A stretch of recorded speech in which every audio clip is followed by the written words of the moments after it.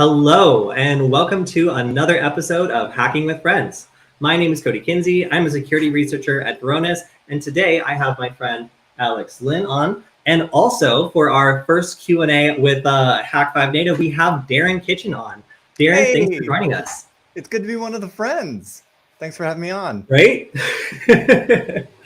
So we've been talking about doing something fun like this for quite some time, and it's great to get everyone together and start talking about hacking, talking about what we've been up to, and we have a lot to share. But of course, this is also a Q&A. So everybody who is in the chat, I do see you, and we will be answering your questions as we go through today. Now, if you have any questions you feel like we have missed, make sure to leave them on the YouTube video because we always go through and check them and make sure we have time to answer them in the chat. So it was a little bit sparse this week. So if you want to make sure your question gets answered, if it gets buried in the chat, make sure to leave it on the YouTube video and we'll make sure they get answered. So shout out to everybody in the chat. Zam, of course, setting some ground rules. Thank you very much. And yeah, so if you have a good question, make sure to drop it in the chat. And let's go ahead and get started talking about what we've been working on this week. It's always super fun as security researchers to tell you guys what we've been working on. And yeah, this week, Alex came out with his video, if we switch over to my screen, which was setting up the ESP32S2 in Arduino IDE. Now, we've done a previous video on the super interesting microcontroller, setting it up in CircuitPython, which is great for beginners, but Alex has been craving this like low-level access to some of the really, really cool human interface device stuff that it can do, so we can create a really advanced, really cool platform for delivering human interface device payloads and making it Ducky script compatible. So with CircuitPython, they've made some kind of like wonky decisions about the way that it shows up on your computer as a USB device. You basically can't choose what type of USB device it's going to be after it kind of sets itself up in the beginning part of the code. So Alex has been working on learning how to use Arduino IDE to do much more like low-level stuff with the ESP32S2. Alex, how's that been going, by the way? Pretty good. I got really? a little bit I thought it was going not great. Yeah, that's my way of saying not too great. Yeah, so on the video I did before that, which was showing how to use the Rubber Nugget software on the ESP32S2 based Wi-Fi nugget to exploit, what is it called, PKexec or something like that, the HomeKit exploit. That was actually using the CircuitPython version, which I found had just a lot of problems, obviously, since it was an interpreted language that was trying to run all these different tasks. I wasn't able to multitask and stuff like that. So I've been working on features within Arduino that allow me to just have lower level access to the board and be able to do cool stuff like host up a web interface.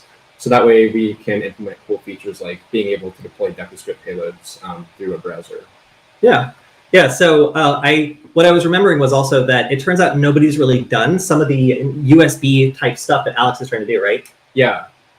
There's no like libraries or not even a lot of documentation yet on being able to do stuff like mount it as a mass storage class device while simultaneously enabling like CDC, which is communications device class. Being able to like do a whole bunch of stuff like that, like being able to read serial while also being able to mount it as a flash drive are features that I want to implement. It's kind of hard since I have to do this all from scratch, at least through Arduino. Yeah, putting the research and security research, huh? Yeah. Yeah.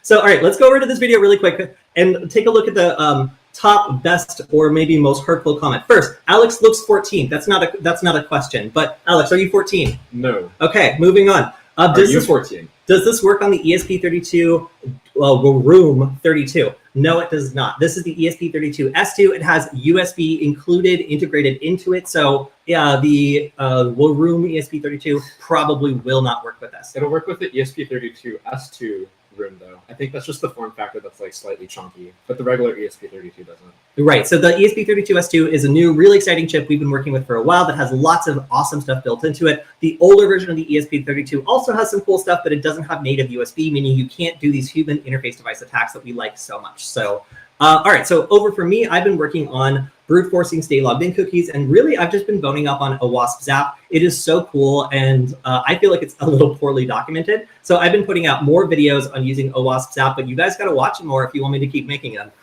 Because again, this tool is absolutely awesome. If you want to start examining websites and start figuring out like how stuff works and find vulnerabilities that a lot of people might miss. But I found that OWASP's app maybe doesn't always have the best documentation, because it took me like half an hour to find out how to do simple things like filtering. So, like I love the tool. It's super well maintained. I think you guys would love it if you play around with it and learn how to use it, because I learned how to use it in one afternoon. But again, not very well documented. So this was for brute forcing stay logged in cookies. Let's see. People are requesting more, so I'm glad you like it. Someone also says, stay consistent, bro. Then another person says, nice video, but where can this also be useful? In only brute forcing. Now this video actually made me happy, because in the last one, some people got mad that they couldn't use like a login brute forcer to break into their girlfriend's Instagram account, because they got stopped by the brute force protection. So in this one, we are showing a lab that is available for free on portswigger.net that creates its own vulnerable web application that you can attack. And it's online. You can do it from anywhere. It's really, really cool. So that's why I chose to cover this. It's just a lab, so it's not going to work against every login system. So yes, this is specifically for brute forcing a poorly crafted cookie. In this case, it was using an MD5 hash of the password plus the username, and then all of that was encoded with base64. And that's how we were able to brute force this, which was pretty cool and fun. All right, so now, as for, usually we would just go straight to the Q&A, but today we have Darren. So Darren, what have you been up to, and what have you been working on? Oh my gosh, so much. I wish I could talk about some of the other like secret projects that we have, just like fleshing out the kit. This thing keeps getting heavier and heavier. And actually, hang on, let me just make sure there's, okay, cool. There's not like crazy prototypes in here. Was just on a fun working vacation actually. And it was great to be able to have all of my gear in this kit, and my multiple, target and attack laptops and everything, and actually dropped the new Shark Jack cable while on a kind of a working vacation for birthday with the girlfriend back in California, which was a lot of fun. And now I'm back and taking care of a lot of fun product development stuff, and I am super jazzed because the payload repository that I have been dreaming of for the longest time has really come to fruition. It's on the homepage now. So if you go over to hack5.org and click payloads, you're going to find this really awesome site that I'm super proud of, where we can feature some of the most creative payloads written by the community, and really allow them to shine. And I'm so excited because we came up with a program to kind of like award or reward payload developers that have like such creative and novel techniques to do stuff with, whether it's keystroke injection or bring your own network attacks, all of the fun hot plug attacks that we love to do, and just utilize the Hack5 gear for those to really like feature those. So I'm stoked about this. We've got a super sweet setup where you can come over to hack5.org, just click payloads at the top, and we've had so many great submissions. There's an awesome leaderboard. There's a kind of a hot little battle happening between the top three right now, clearly, but we've got some new up and comers that are submitting a lot of great stuff.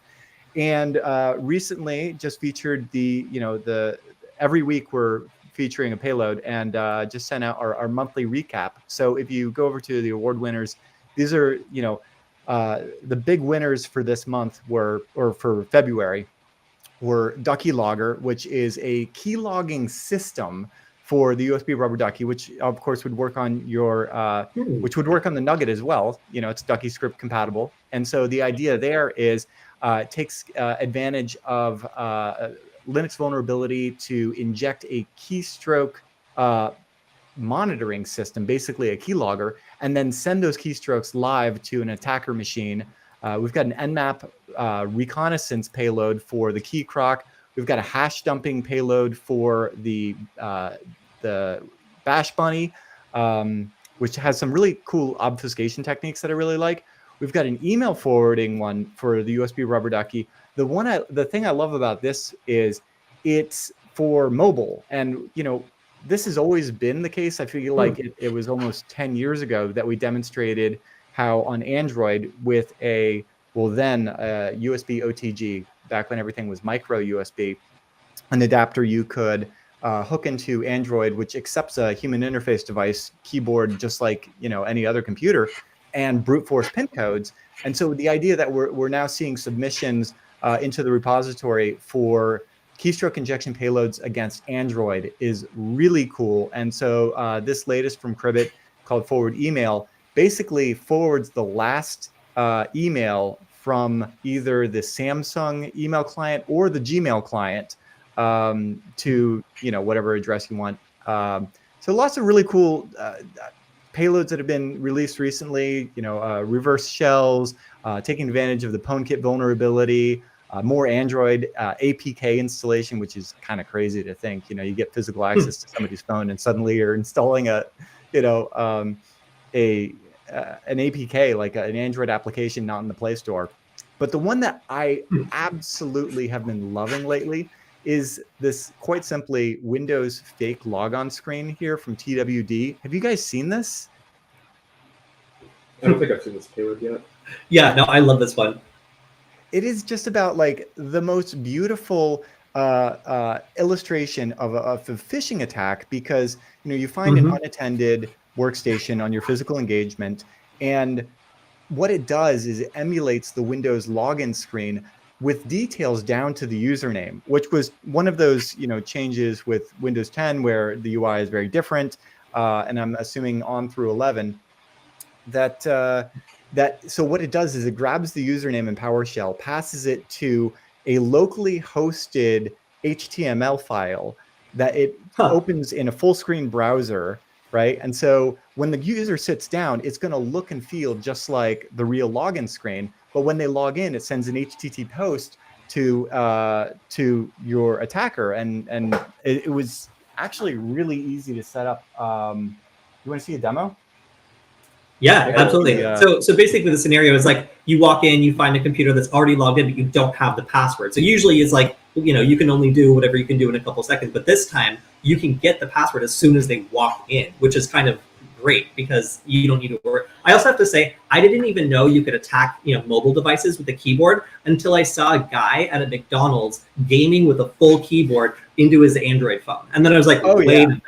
And like, you know, with fragmentation, it's kind of an interesting target because there might be different hotkeys for like a Samsung Android phone versus a Pixel versus something else. But still, there's a lot of universal things you can use to attack. And of course, installing an APK is a perfect example. There is so much fragmentation within Android, and yet at the same time, there is a lot of consistency between some of the keyboard combos. And it's fun and frustrating at the same time. So it's like a novel challenge because you really do have to navigate a bunch of UI elements that are built for touch first, and HID or keyboard is kind of like a secondary thing. And it's not like, you know, a Mac or a Linux or a Windows box where you can just like pop open a shell and start running commands. And yet when you can do things like hit a screenshot key and then hit the, you know, built-in share function, there's a lot of opportunity. And it's probably one of those that's just going to kind of, I like to call these like the purse string attacks, the ones where you do it in the boardroom just to get the C-suite to go like, oh my God, right? Because you're like, this cable looks totally legit, but when we plug it into your Android phone and then things happen on the screen, which actually in the realm of like hacking is probably a bad thing because you want to minimize your footprint, right? But in the realm of getting, you know, people, you know, the CFO to start releasing dollars for the IT department to start actually securing stuff, probably a good thing. So I really love that the novelty of some of those mobile attacks, because it's also more personal. You know, your phone is something that has not just a lot of business data, but like a lot of personal data. And when you see like, you know, menus whizzing by real quick, it's kind of like invokes that like hacker lore, insert your favorite Hollywood moments here. Yeah. Another thing I was going to say is there's contact lists as well. So a lot of phishing attacks I see, you know, rely on like a contact list or something. That's where it lives on your phone. So someone was able to quickly grab your contact list, get a list of all your friends, and send them like a phishing email. It's very likely they would be able to convince them that, you know, they were you. Totally.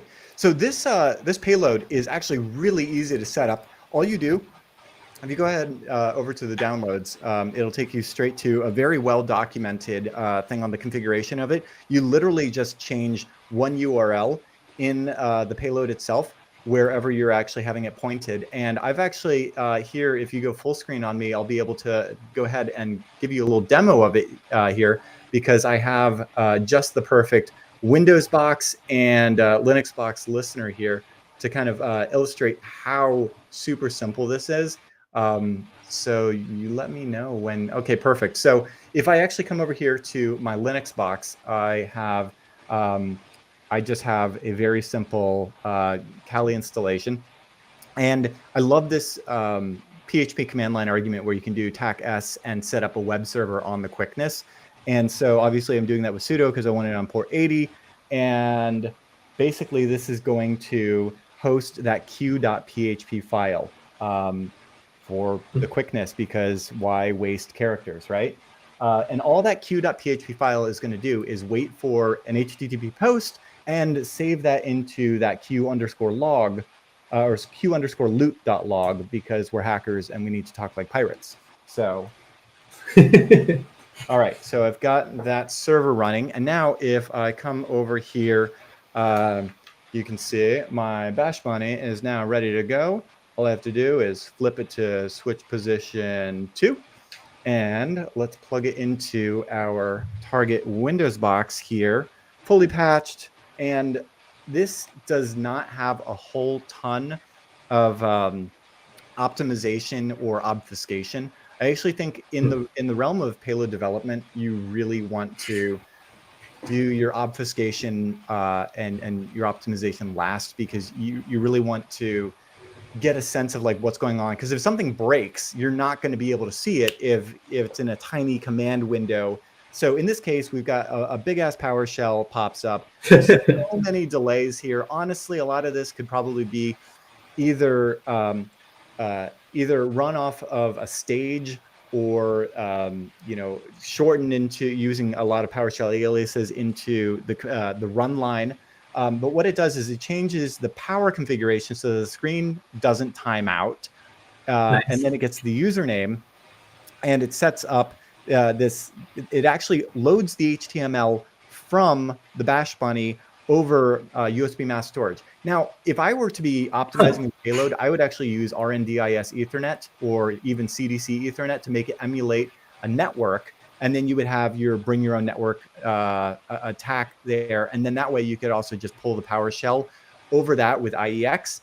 But in any case, you have what looks and smells now here just like a regular Windows login screen. It's got the username. And so when I sit down, I'm instinctively going to do that. Now, if I'm a super smart user, I'm going to move my mouse to the top of the screen here. You're going to see I can kind of tell, oh, hey, look at that little X. I'm in Edge, right? I'm in the browser.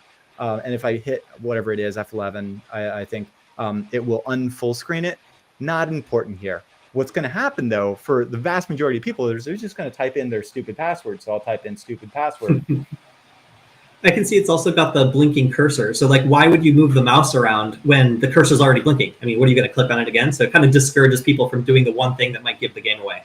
Exactly. And if we, I'll go ahead and hit enter over there, but it's more fun if we can actually simultaneously look over at our attacker box right here. So I just hit enter or hit submit, right? And then boom, we see our post, right? So now if I, and actually, funnily enough, the way that they've got the web server written on the Windows side is it immediately switches back over to, it just changes the URL to whatever you want. So in this case, it actually takes everybody to hack5.org, which I think is a wonderful way to know you've been hacked, is just, go to our homepage. Or maybe you could just change that with an internal web server within your IT department to tell the user that they've been pwned and they probably need to go back to IT like cybersecurity awareness training. Wow. Well, if I have to say, if I sat down to that on a Windows computer and it said my name on it, like, and it didn't look different, I for a second was like, oh wait, what if they can tell the background? You can't see the background. You can't tell that the background is any different. It looks just the same. That's really cool. And actually the idea that in modern day Windows, the background is constantly changing with these like beautiful landscapes of like, the Caribbean Ocean and places that you're not because you're stuck in a cubicle. Is actually a good thing for us because now we don't have to try to mimic an exact replica of their login screen. So kind of a good thing for the attacker. So if we come over to our Linux box now, we'll see that we have received those HTTP posts. And it's really just a matter of, if I control C over here and cat.q loot.log, there we go. We can actually see that we got the user agent data, and we've got the username as well as the plain text stupid password. I freaking love this one. Yeah, I love that it brings stuff on the Bash Bunny as well. So you don't need to be connecting to some sketchy like thing over the network or whatever. Even if it was theoretically like an air-gapped computer, like that would, if it didn't have connectivity, this should still work, right? Yeah, it's all local, which is one of the beauties of kind of the bring your own network attacks, which is what, if I were to optimize this, and I love this about, the payload repository is a wonderful place where you can copy and paste a payload and do a demonstration. But if I'm quite honest, that's script kiddie. You should really be understanding how this stuff works. And learning by example is a wonderful way. That's how I learned how to code. I was editing nibbles.bash, if you know what that means. And by doing so, I taught myself poorly how to code, but it's a wonderful way to get started because you can get something running out of the gate. If I were to be learning from this and optimizing it, I would set it up to use RNDIS Ethernet or CDC Ethernet so that the Bash Bunny emulates a network device. I would have it pull the web page from that network device, and I would simultaneously have that same network device be running the PHP server, the same server that would be hosting the web page. I would just have it host the receiver. And so what that would mean is you could plant the Bash Bunny, you could plug it into the back of a computer, and you could walk away. And considering the latest Mark II Bash Bunny has Bluetooth, and not all of this has been documented, but if you look into it, it's super obvious how to do it. It's currently just being used with extensions to like trigger payloads, but it is so stupid simple to have this thing show up and start beaconing information over Bluetooth. And Bluetooth beacons have like certain limits of like how long they can be, but a username and a password would totally fit within that. So if you're looking for like a sick demo of something where you can just like plug it in and then just wait around, right? And then you could be in the lobby of the, wherever you are in your engagement and just checking your phone for nearby Bluetooth devices, because as soon as they log in, you would have like, you would just cat the log file and grep for the username and then make that your Bluetooth beacon. And then how sick would that be to show, just show the CEO like, hey, I just pwned your box and like, here it is on my phone. And it's now beaconing this Bluetooth device to everyone around. And if it's time critical as well, it means you don't have to go back and get the actual piece of hardware you planted. And as soon as that person types in the password, it means you would immediately receive it in real time. Exactly. So that's also really cool. For what used to be a tool where like in an air-gapped network or with no other way to exfiltrate, you'd have to go back, and maybe 2 times break in to like then go get it. Yeah. Not anymore. Like with this ability to like have built-in exfiltration over Bluetooth. But why even bother? This is actually one of the reasons why some of our, government, nation state, friends love the idea that this stuff is open source. Open source in the sense that like anyone can go and buy one of these, because the attribution model is very different when it's something that, any of the 37 wonderful NATO nations and Five Eyes can go and get one of these, as opposed to like a tailored access operations kind of situation. Props to all my shiny shoe friends. I love you guys.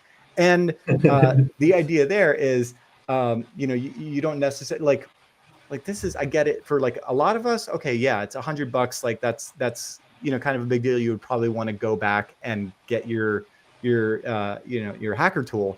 But when you're doing a like $10,000, $20,000, $100,000 physical engagement on a company, leave it. What does it matter? Yeah. That's the cost of doing business. That's so cool. Yeah, I never really thought about it like sitting in place as well and being able to transmit data in that way, because usually you would do everything over a network. But if someone really has excellent network monitoring in place, then this could be the one kind of like hole in their armor that ends up making it really easy to exfiltrate stuff that would have been hard before. Totally. And this is also one of those things where by using Bluetooth at low energy, it's very unlikely that even like a institution that has done a lot in terms of wireless with wireless detection and prevention systems, they're mainly focused on Wi-Fi, right? Who's looking at Bluetooth low energy for exfiltration of sensitive data? This is the kind of stuff where like people are wearing Fitbits while walking into your office And are you really going to chase down every beacon that's coming out of them and then wonder, oh, is that a plain text password that's been rot13? Probably not. So, you know, I feel like there's just a lot of potential there. And it's one of those beautiful, simple lies where it kind of illustrates the beautiful like intersection between human and machine, where there is the most opportunity for exploitation, because we're dumb and we have muscle memory and we set out a machine and see a login screen and we just type in our terrible passwords. I've seen people fall for like a lot stupider stuff, so that probably would definitely snag a lot of people. That looks legit. That's probably something I'd fall for, honestly. Cool. Well, I we encourage also have a couple everybody questions in to the chat. go and check it out. There's just a wealth of payloads that have been documented and featured over at payloads.hack5.org, or if you just go over to our main site, hack5.org, and click payloads at the top, you're going to find like a ton of them. The thing about it is, and this is really the evolution of something where when we very first started out with hot plug attacks back in the day of the SanDisk U3 cruiser, hacking the firmware on that to do auto run attacks on Windows XP. Wow, gosh, that sounds old now. And then funnily enough, I don't know. I actually don't know for sure if that was a Stuxnet thing, but regardless, the USB Switchblade and the hacksaw kind of started this trend of like, oh, cool. It's really fun to do hot plug attacks, especially since the barrier is low enough that if you can write a bash or a batch file at the time. And then the evolution of like Ducky script, like it's such a simple language that anybody can learn in 5 minutes. And at the time, like there were so many scripts like everywhere. And so with the Bash Bunny, we really consolidated like, hey, let's just like put this on GitHub where developers are anyway.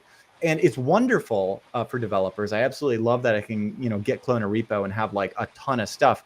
But sometimes it's nice to just be able to filter by like, hey, I'm actually just looking for exfiltration attacks that work with this particular piece of hardware.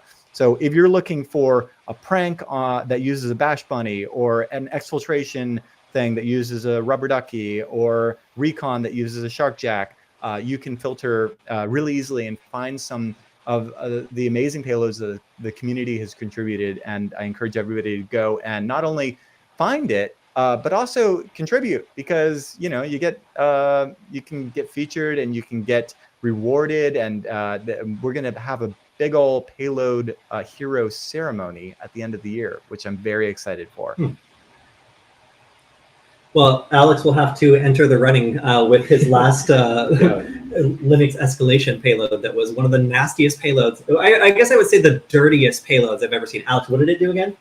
First, it like used the X input software to disable like the keyboard and mouse on the user's computer, so they wouldn't be able to like close any scripts or things that spawned. And then subsequently, it ran the PwnKit exploit, changed their root password and regular user password, and then full screen to Rickroll while blasting a flashing like Christmas colors, wasn't it? Something like that. Yeah, so then like there was no way to interact with it at all. And then once you got tired of restarted your computer, you can't log in anymore because it changed your root password. I actually, oh my gosh, I love that. So many it's times. evil. So we also had some questions in the chat. One was more of a comment that was just saying that you could make it look like a Fitbit or a Tile or like an Apple AirTag if people even were looking for that. So just an extra level of disguise, because AirTags are everywhere, Fitbits are everywhere, and then those Tile trackers are everywhere. So there's lots of things that would be perfectly acceptable in Office that would work really well. Another question that we get on almost every one of our videos is, where is Darren Kitchen? And in particular, we got one question that's just like, wait, he's not in a van anymore? Do you care to comment, or do you want to stay in the wind? It's gosh, that's a difficult one. It's an ongoing journey, as life tends to be. Crazy things have happened. I was vlogging a lot of the fun adventures in the van, and then life like it got just so crazy that I was enjoying so much of just living it that I couldn't really capture it. And I started to like capture a bunch of stuff, but I haven't edited, and you know how it is when you just got tons of footage. And so in the interim, since I was last doing the hack across America, I have done 36,000 miles in the van, and then another 1,000 miles sailing across the Caribbean, because I randomly met sailors up in Hood River, Oregon, and then didn't get captured by Venezuelan pirates on the way from Grenada to Colombia, and then a lot of craziness in Colombia. And I'm very happy to be back home and have been nose to the grindstone working on crazy new products. So I should absolutely pop in more and not just as a Force Ghost. So I hope to elaborate on a lot of that as soon as I can like condense down just a ton of footage into, you know, I might just do the lazy thing where you beat match a bunch of B-roll clips of like the last like whatever, and just like, it's like the modern day equivalent of like a montage in an 80s film. So yeah, there's that. But expect some really hot new hardware drops from Hack5 over the next few months. We've got some really killer stuff in the works, and just like a crack team of amazing people making some killer software. So it's just like such a fun time to be doing this stuff, and I miss you guys, and I'm excited that Hacking with Friends is finding a new home on Hack5, because it means, you know, like all the Hack5 friends should pop in here and share their amazing journeys. Absolutely. And so also we have another question. I think this one's pretty straightforward. Hi, Darren. Can I whirl at Hack5? My comment would be attention to detail is very important in this line of work. Can he wordle to Hack5? Whirl, W-R-L. Can I whirl at Hack5? Maybe he means like with a hula hoop or something like that, which would be cool. But I'm not sure if we have that in the budget right now. I mean, no. I mean, if it's hula hoop related and Hack5 can get behind that, we want to get in on the ground floor there. Absolutely. Please send us your whirling best whirl TikTok. Please send us tag us in your TikTok whirl. So then another question, and I really like this one. As a high schooler getting into the field of computer security in the future, what recommendations do you have for projects or activities to do? I'm just going to sneak in there. DuckyScript is an amazing way of just getting started with figuring out how you can kind of live on the land and do really simple attacks, or just really learn how to automate things just in a day. You know, it's so simple. So I would recommend that is a really cool project that is infinitely extensible because of how many different payloads are out there. Absolutely. That's actually where I got started with hacking. It was funny you brought up the auto run thing earlier about like SanDisk drivers, SanDisk drives, because that's actually where I got started. I was like, how can I run something on a computer with just like a flash drive? And then subsequently I discovered the USB over Ducky, and I was like, whoa, this Hack5 thing is really cool. And that's so awesome. And now you're making that kind of keystroke injection stuff. I love that. Yeah. You know, I would say that so much innovation in the hacker world is born out of laziness, and it's such a beautiful thing. Embrace your laziness, right, and find ways to automate yourself out of a job. That's literally what I did with USB Rubber Ducky, and yeah, just have fun with it. Yeah, I think DuckyScript is a great place to get started, because you can literally like have those kind of like aha moments, and especially what you were talking about, living off the land, within a day, and then from there graduate to, you know, some of the programming languages that are going to teach you a lot more fundamentals, like Python.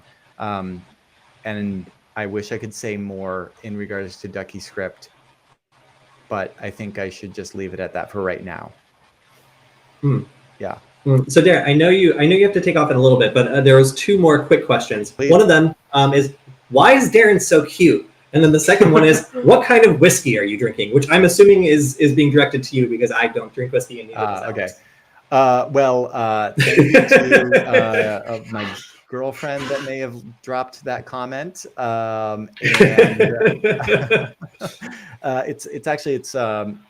It's Michter's. I'm like, why am I hesitating to say a brand? It's been so long since we've had sponsors properly on Hack5. And even when we did, like domain.com, which was a huge supporter of Hack5 for years and years, was literally asking us to do ads where we drank beer in the shower. So yeah, it's Michter's, and just, you know, a little splash of soda and a big cube, and kind of that gets you to altitude. So good stuff. We're out of dry January, so hey. Classic water.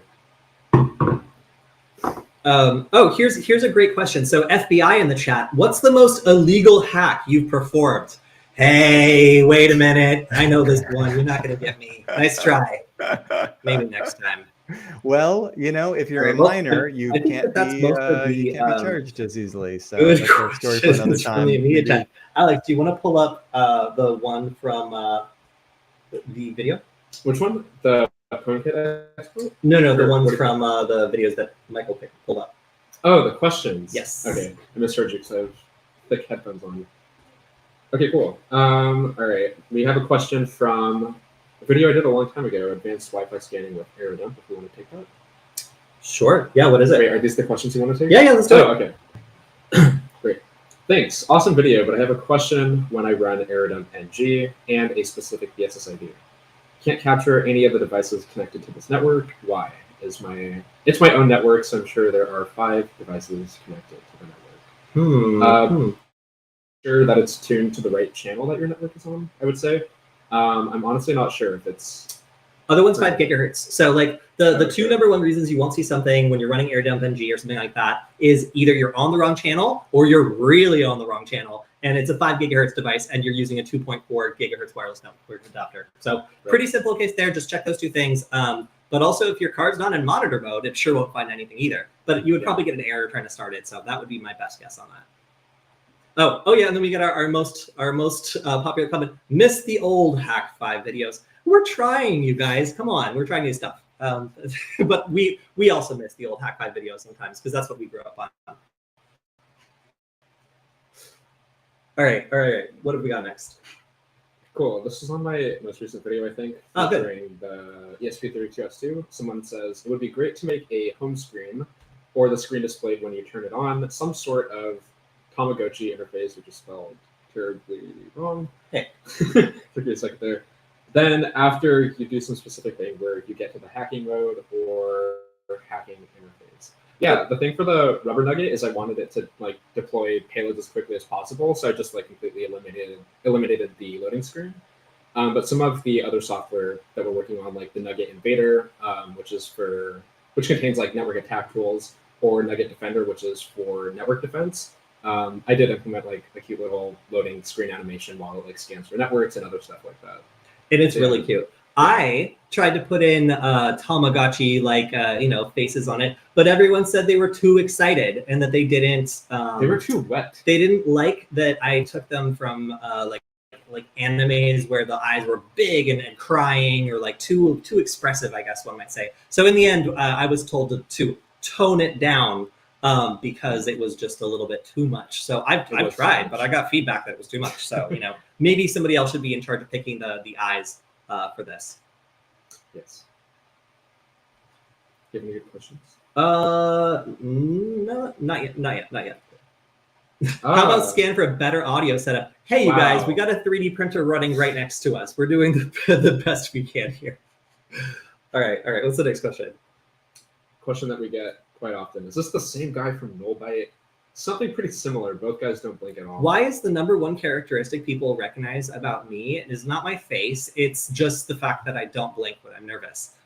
Yes, this is me. I started the Nullbyte YouTube channel, and now we're over on Hack 5 because the company that made the whole Nullbyte website ran out of money and no one bought it. So now no one really knows what's going on with that. But we're over here on Hack 5. We're able to do pretty much the same thing we were doing over on Nullbyte, and we do it every week. So you can look forward to new videos on Hack 5, and if you want to follow us, that's where to be. And of course, if you want to join the live stream, we also do a Friday stream on the SecurityFWD, that's SecurityFWD channel, and you can also go to hackingwithfriends.com if you want to check that out.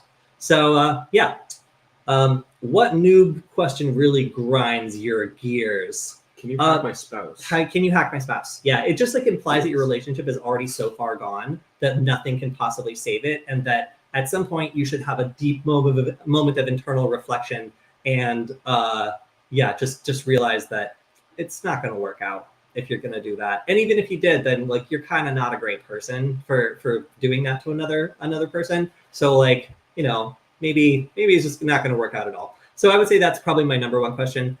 Second to that, I would say like excessively technical questions or screenshots of like super long errors. They'll be like, what's wrong with this? And just send me like a blurry phone photo of like a terminal readout that's this long.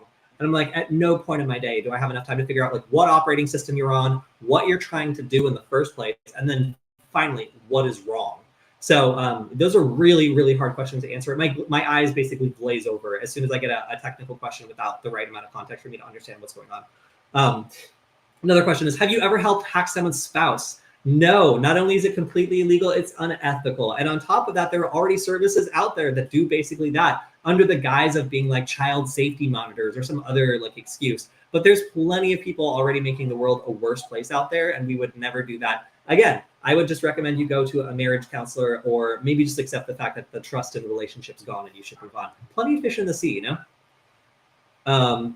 Unless you're hacking your spouse for fun. Yeah, I saw Network Chuck.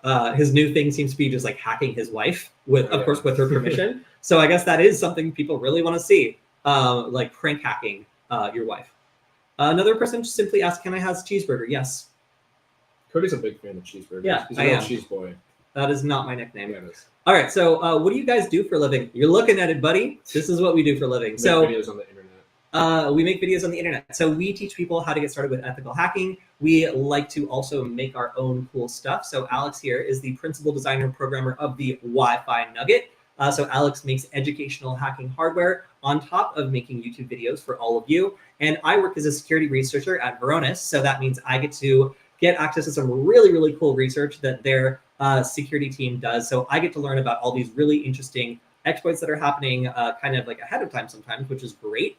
And I also get to do my own research, which means writing code for the Wi-Fi Nugget and doing bad things to Wi-Fi. And that's pretty much my field. I also like to do presentations. So I'm going to be at the RSA conference. So I do conference talks, and I also do a lot of workshops. So in Los Angeles, sometime this month, if we remember to do our to-do list that I'm staring at, we're going to be announcing a workshop in Los Angeles just because we want to get together with all the cybersecurity and hacking people around here. It's been too long.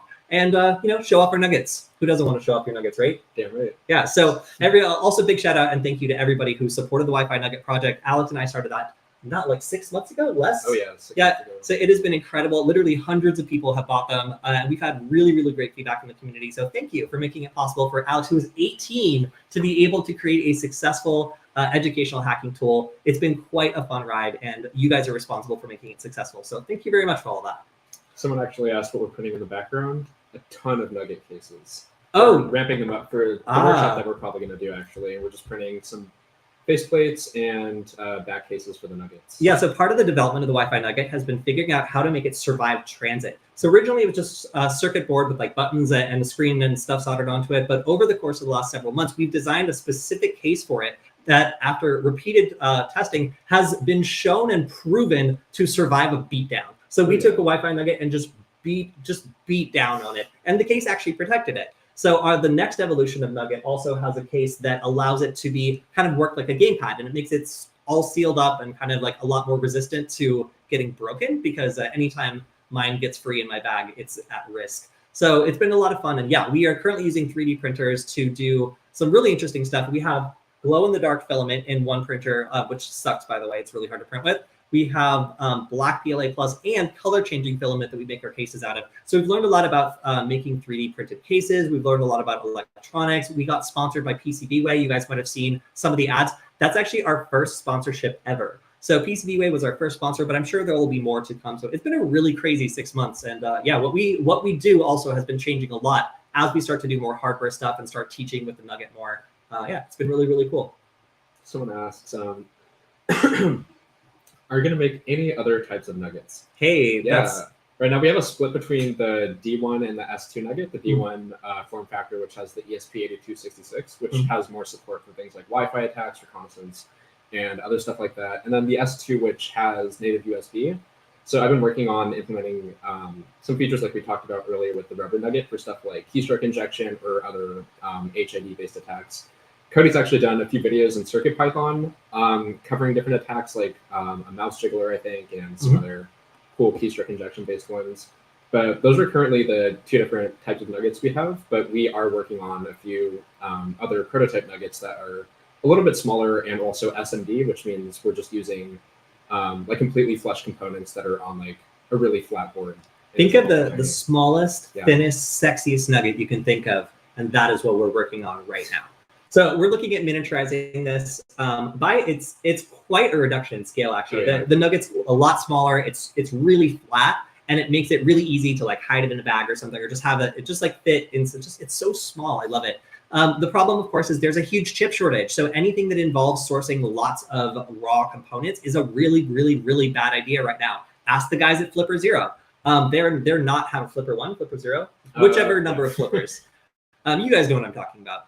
But they are having all sorts of problems because they're in the same situation. But we, kind of by accident, have been using modules. So modules like this D1 Mini have everything you need to easily access the microcontroller all put on one board. And that means we don't need to worry if a specific little part goes missing, because it only takes what, like 1, 2, 3, 4, like 5 parts to build a Wi-Fi nugget, including the printed circuit board. So it's really not a lot of things you need in order to make one of these designs. And that's why we've been so successful with it. But we do want to make it smaller. We do want to make it easier for you guys to work with. So we're working on an SMD version. And also we're trying to also look at the kinds of things we could add to this. So the same way that a hardware attached on top like device adds sensors or other breakout capabilities, we're looking at making some hats for nuggets, which would allow you to do things like maybe turn things on and off with infrared, or like, do all sorts of other things that you can't do with just the raw board. So there's lots of pins broken out on the back that we plan on eventually making things that you can plug into, so you can extend the functionality of your Wi-Fi nugget to do all sorts of other things. So one question is, what is the diff between a nugget and a spacehoon? All right, so spacehoon is a German researcher who focuses on the ESP8266 and ESP32 and like Wi-Fi stuff, and he writes a lot of different types of software that are available for lots of different types of boards. So his software will run on Molduino stuff. It'll run on D-Stike stuff, which is I think his friend in like China. So spacehoon writes software that then goes out to a bunch of other people's hardware, and he's very famous for his Wi-Fi deauthor, among some other very cool projects. The Wi-Fi Nugget is a hardware platform. So this is something where we've gone through and we've created something that we think kind of takes the best of some of these designs that have been built around spacehoon's Wi-Fi stuff. And that, for me, honestly, is the deauthored watch. I thought of all the different products out there that run spacehoon stuff, the deauthored watch was probably one of the coolest ones. But we didn't want to make one exactly like that. We wanted to make something that was cuter, had more capabilities, had pins broken out on the back, and would be able to be used with a lot of the same attacks. So interestingly, spacehoon's software, the Wi-Fi deauthor, runs on the Nugget. It's perfectly compatible. So you don't really need to pick. You can get a Wi-Fi Nugget and then run spacehoon's deauthor, or Alex's like one of your pieces of software, the 3 softwares are working. One of the 3 softwares you're working on. And it's really, really easy to switch between them. So that's really, spacehoon is one guy writing software, whereas this is a platform that you can load all sorts of software on. And also the S2 Nugget supports CircuitPython, so there's lots of really cool projects available out there for that too. So it's definitely different because it's a hardware project, whereas I would say spacehoon mostly works on software projects. Although there was a really cool Andromeda deauthor, which I don't believe is being sold anymore. So I could be wrong now. Yeah. The cool thing about the Nugget is it's just a multifaceted platform for both hardware and software. Like the software we're focusing on right now is stuff oriented towards hacking, specifically Wi-Fi hacking with the Nugget Invader and Defender, which are for both offensive and defensive Wi-Fi security tools, as well as some other ones like the Nugget Invader. But on top of that, it also comes in a DIY kit that you can assemble together and use to learn about hardware design and other stuff like that. Yeah. So one question is, what is your favorite subgenre of hacking? The real niche thing. So hacking is extremely niche, and my area is specifically open source intelligence and Wi-Fi hacking. That's where I'm really comfortable, and I like to dig really deep, and I have a lot of knowledge. And I'm learning more and more about electronics as we go. Alex? Hardware hacking probably, I think, and also signals intelligence a little bit. Mm-hmm. I'm definitely focusing on Wi-Fi right now, but there's other things I want to venture into, like Bluetooth. I think we actually just recently got the Hack RF, and I also found a random Ubertooth one that I want to screw around with. But yeah, those are my 2 favorite subgenres. All right, so we got a question. What area of hacking have you always wanted to get into but not been able to for reasons of lack of knowledge? So for me, up until about a month ago, it was web application pen testing. It's so broad, it's so applicable. We interact with web applications all the time. I just never had the time to really get into it, and it's not really my specialty. I just kind of thought it would be harder than it really is. And then I started working on it. And one thing is you definitely need to know more about web frameworks, like HTTP, status codes, Like I never had a reason to really look them up, but now I have to know them very, very well in order to do it. I would say like it was easier than I thought it would be. I should have gotten started earlier. And frankly, I think it's a lot of fun. And now that I'm doing it, I wish more people would try it too. What about you, Alex? Honestly, more signals intelligence stuff. I want to mess around with like sub-gigahertz hacking, being able to do stuff like replay attacks on like cars and ground stores and other stuff like that. But I just haven't had a lot of time or the tools to do. So another question we have is, how do you hack routers and IoT devices? Do you need to copy first? Any advice? So I really like to use the framework called Routersploit. It mimics the Metasploit framework, and it has a lot of exploits for IoT devices that work really well. I've been able to successfully use it to find vulnerable routers or other things that either have default credentials or other very serious bugs that allow remote access or privilege escalation. So I would say Routersploit is kind of my default toolkit to just check something out that's an IoT device. If you're going after a specific device rather than low-hanging fruit, then the answer to that will probably change. Someone else says, I'm not a fan of the glow-in-the-dark filament either. It prints fine, but it doesn't glow very long. Well, yeah, that's true. And also, whatever the particles are inside that make it glow in the dark are super rough on the nozzle, so it will wear out the inside of the brass nozzle really quickly when you print it. Another person says, you don't really need any of this stuff to hack. That's true. If you've got your entire life and some rocks, I'm sure you could figure out how to hack just about anything. But we're going for speed here. So some of these tools are just designed to speed up things that would take a really long time otherwise, or be so impractical as to be taken off the table as being a legitimate attack. All right, so we're getting up pretty close to the end of time. One question that keeps popping up in the chat is, are we hacking Russia? I mean, all right, I'm gonna say, you guys can do what you want, but it is still actually illegal to just go and hack like Russia, even if there is a war going on. So like the laws have not recently changed. It is not legal to like officially, openly, and without regard, just attack Russian companies or the Russian government from your house or from your company. And there were even some emails going out today to people who were security researchers being like, hey gang, y'all having fun? Just so you know, please don't use company infrastructure to attack Russia. Thanks so much. Also, probably a bad idea to do that on your own time, but you know, kids will be kids, do what you want. Yeah, so we're gonna drop that exact same advice. You know, if you're gonna attack Russia, don't do it on your company's network. And also do realize that it is still illegal to launch cyber attacks against another country. You know, on Twitter, I see people like trumpeting out like the stuff they're doing, and I'm like, whoa, that's still illegal. You shouldn't be doing that. Okay, like, do I believe you're going to be at the top of the list of prosecution for like hacking Russia right now? Like, it really depends on what you hack, honestly. But at some point, either I guess it won't matter, or things will start to get a little bit less tense, and then some Russians might want their money back if something bad happens that makes them lose a lot of cash. So, all right. I think that we are pretty much at the end of our show. So I want to thank everybody who's joined us. Of course, thank you to Darren Kitchen for dropping in. And thank you to everybody who's been asking excellent questions in the chat. If you didn't get yours answered this week, then make sure to go to hackingwithfriends.com and check out any of our streams. You can drop the comment there or the question there. And if you want to, you can also go to the SecurityFWD channel, that's SecurityFWD, and subscribe, because that's where we stream today. And also on Friday, where we will only be streaming on the SecurityFWD show. And you'll be able to find out about all the new cybersecurity stuff that's going on that week as we go over the news. And yeah, probably respond to some more sure questions and comments. So thank you, everyone who's joined us today. We'll see you next Friday. Bye. Or sorry.